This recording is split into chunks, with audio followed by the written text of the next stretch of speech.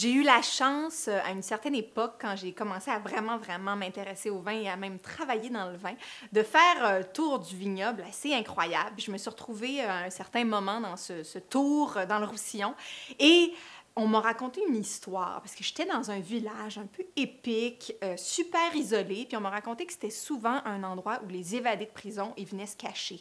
Puis j'ai comme développé tout un scénario là, par rapport au Roussillon. Comment vraiment, oui, tu sais, c'est comme un endroit parfait pour les évadés de prison, parfait pour tourner des westerns, tu sais, pour moi, c'est toute la même affaire, là.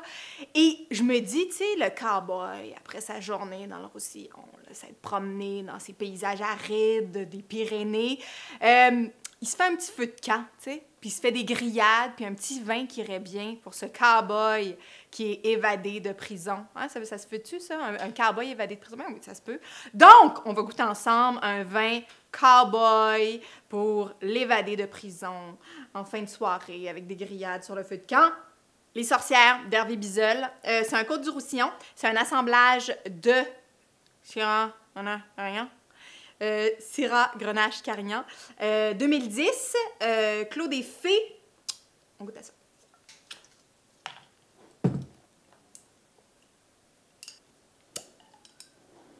Donc, on a un bouchon synthétique.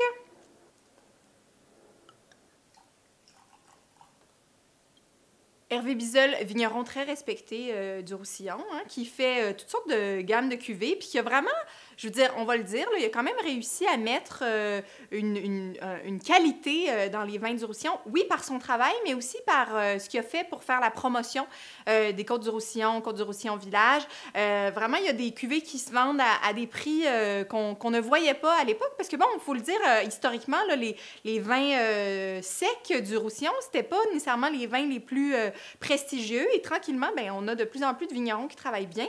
Hervé Bizeul en fait partie. Ici, on a un nez un petit peu, peut-être avec une touche de réduction. J'ai l'impression qu'il y a un peu d'épices. Le fruit est un peu masqué. On pourrait comme le carafer. Ce serait un bon vin à carafer, donner un petit coup de carafe, l'ouvrir, parce que je sais que derrière ça, il y a du fruit. On sent quand même une qualité dans le travail, mais il est peut-être un peu fermé. Donc, on va lui donner un petit peu d'air. OK. La bouche.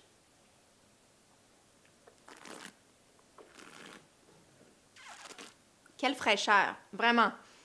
Bouche assez, quand même, c'est assez massif, ça a du goût, hein, ça a quand même du goût. La matière tannique est là, mais il y a une fraîcheur, une vivacité. C'est sympathique, vraiment. Il y a peut-être une touche d'amertume. Je mangerais des grillades avec ça, définitivement. Je pense que ça marcherait bien sur des grillades.